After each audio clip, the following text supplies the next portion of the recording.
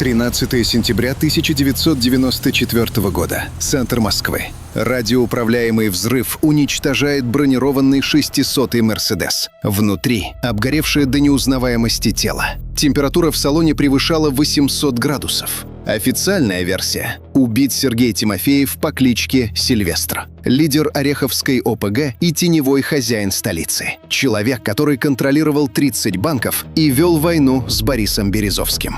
Но есть одна проблема. Тело сгорело в пепел, но верхняя челюсть трупа осталась в идеальном состоянии. ДНК-экспертизу запретили проводить. За 8 часов до взрыва со счетов мафии исчезают $2 миллиарда, а жена авторитета экстренно улетает в Израиль. Сегодня мы откроем засекреченные архивы. Вы узнаете, как ореховская братва крала миллиарды из бюджета страны, как планировалось самое громкое покушение 90-х. И главное, чье именно тело на самом деле сгорело в том «Мерседесе». Это Crime Time.ru. Мы начинаем. К середине 1994 года Сергей Тимофеев, он же Сильвестр, давно перерос уровень уличного рэкета. Ореховская группировка больше не выбивала деньги из ларьков. Они стали транснациональной корпорацией. Тимофеев осознал, зачем грабить коммерсантов, если можно грабить само государство. Ядром его империи стал банковский сектор. Ореховские взяли под контроль около 30 столичных банков – Чара, Югорский, Токобанк и главный финансовый хаб – Московский торговый банк. Председателем правления там числилась Ольга Жлобинская, будущая жена Сильвестра. Именно через этот банк реализовывалась самая масштабная афера 90-х – фальшивые чеченские авизо. В стране развалился СССР. Электронной базы между банками не было. Бумаги шли почтой. Сильвестр вступил в сговор с чеченскими авторитетами. Они отправляли в Центробанк фальшивые телеграммы о том, что якобы перевели миллионы рублей. Центробанк верил бумажке и выдавал им настоящие, живые наличные. Вдумайтесь в эти цифры. Инфляция тогда составляла 1000%. Украденные рубли мгновенно конвертировались в доллары через подставные фирмы на Кипре и выводились в швейцарские банки. Только за 1 год через структуры жены Сильвестра было выведено 18 миллиардов рублей. Тимофеев стал долларовым миллиардером. И это стало его главной ошибкой. Он поверил, что может играть на одном поле с олигархами. Весной 1994 года аппетиты Сильвестра столкнулись с интересами людей, за которыми стояли спецслужбы. Первый конфликт произошел с Борисом Березовским. Ореховские вложили гигантские деньги, около $10 миллионов, в финансовую пирамиду Березовского «Авва». Но олигарх платить по счетам отказался. Сильвестр такого не прощал. 7 июня 1994 года возле здания Логоваза взлетает на воздух «Мерседес» Березовского. Водитель погибает на месте. Сам Березовский чудом выживает, получив сильные ожоги. Это была черная метка от ореховских. Но Березовский был не единственным врагом. Сильвестр полез в самую опасную и кровавую сферу России – металлургию. Он попытался захватить Красноярский алюминиевый завод. Экспорт алюминия тогда приносил до $3 миллиардов в год. Этот рынок жестко контролировала транснациональная корпорация «Братьев Черных», опиравшаяся на поддержку генералов из спецслужб и местных авторитетов. Тимофеев внедрил своих людей в совет директоров завода. Они попытались заблокировать счета конкурентов. Ответ был мгновенным и жестоким.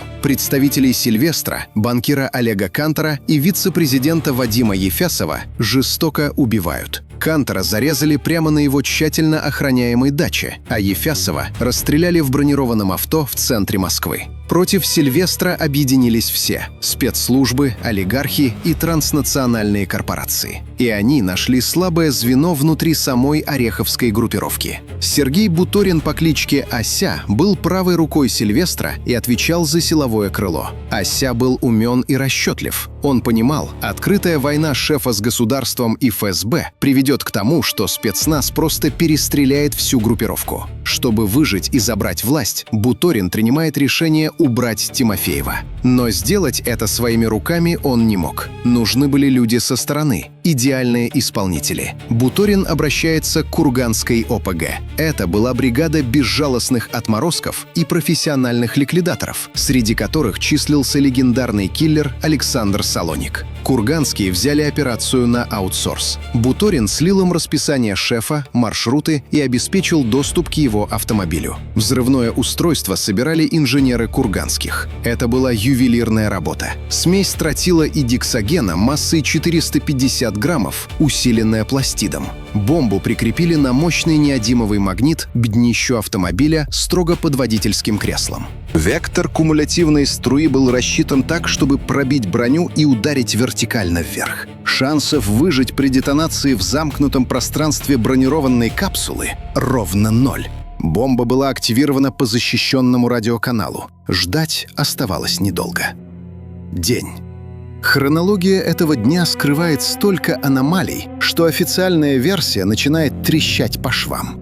Утро, 10:00. За 8 часов до взрыва со счетов Московского торгового банка на транзитные счета в Швейцарию улетает $6 миллионов. В ту же минуту жена Сильвестра, Ольга Жлобинская, садится на рейс в Тель-Авив.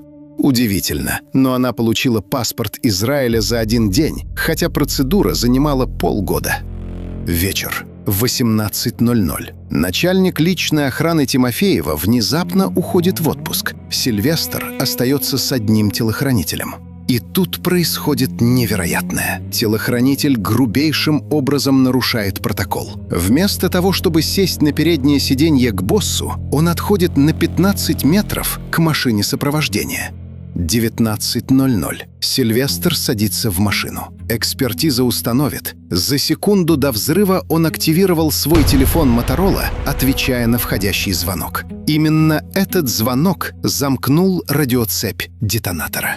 «Мерседес» разорвало на куски. Пламя полыхало так сильно, что температура в салоне достигла 800 градусов. Тело водителя превратилось в обугленную биомассу.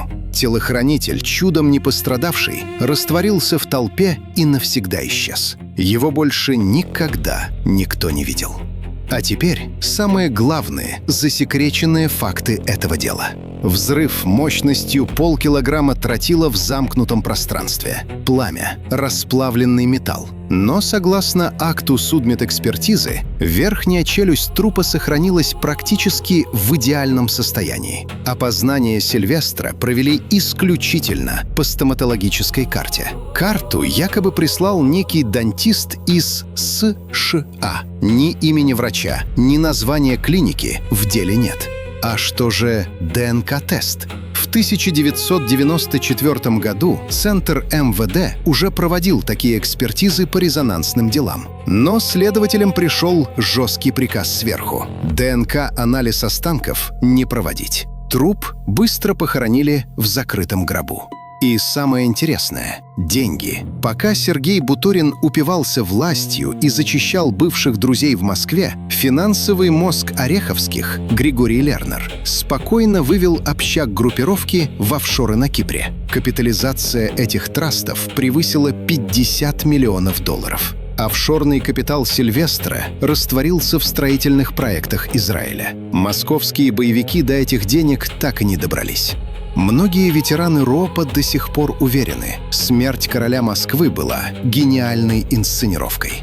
Сделка века. Сильвестр понимал, что спецслужбы и олигархи его уничтожат. Он согласился отдать контроль над Москвой и металлургией, а взамен получил жизнь, новые документы и легализованный $1 миллиард за границей. Взрыв на Тверской-Ямской стал идеальной театральной постановкой для толпы. Вне зависимости от того, кто лежит в этой могиле, 13 сентября 1994 года эпоха дикого рэкета закончилась. Криминальные боссы выполнили свою кровавую работу и больше были не нужны. Наступила эра государственного капитализма, где вопросы решали не киллеры с бомбами, а люди в дорогих костюмах с министерскими портфелями. А как считаете вы, смог ли самый могущественный авторитет 90-х обхитрить всю страну и сбежать с миллиардом, или он все-таки сгорел в том Мерседесе? Пишите свои теории в комментариях, ставьте лайк, подписывайтесь на Crime Time.ru и жмите колокольчик. Дальше только жесткая правда. До скорого!